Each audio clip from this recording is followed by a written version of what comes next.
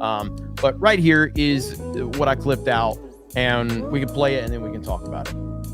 Is that the video game industry, without a lot of fanfare, has transformed into a tool of both propaganda and surveillance. That's the thing, without a lot of fanfare. A lot of fanfare. Yeah, that's insane. It's insane to say that. But again, it's fine. Like, he's coming from a place of ignorance. And I don't mean that in a disrespectful way. He doesn't know the gaming world. Look, I've said this 1,000 times and I'll continue to say it. Matt Walsh is a really smart guy.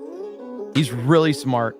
He's really knowledgeable in a lot of different fields. And his documentary, What is a Woman, is fantastic. And it had a cultural impact that few things are going to have. It was huge.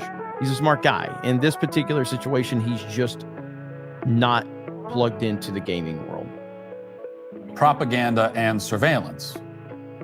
It's an effective way to indoctrinate children precisely because it hasn't received much attention, and also because children spend, many of them, hundreds of hours a year. That might be an undercount. Dude, that's the worst counting I've seen since Joe Biden got elected president. Like, holy shit. Kids spend hundreds of hours a year. Try hundreds of hours a week, bro. It's like when Matt went on when he went on with Joe Rogan, and Joe Rogan's like, how many kids do you think are on like hormone blockers? Like how many like transgender children? He's like, millions in this country. Come on. Millions. With this kind of content. So it should get a lot of our attention. And now finally that attention is here. It's finally here, ladies and gentlemen. It's finally here. It's finally here from your children as possible. Back it up a little bit.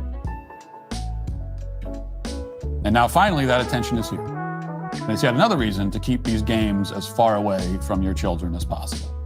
And if you do that, games journalists, literally the lowest form of journalists on the planet, will accuse you of harassment. And that's exactly how you'll know that you're doing the right thing. So now, that comment about games journalist had nothing to do with games journalist. That had everything to do with gaming and gamers.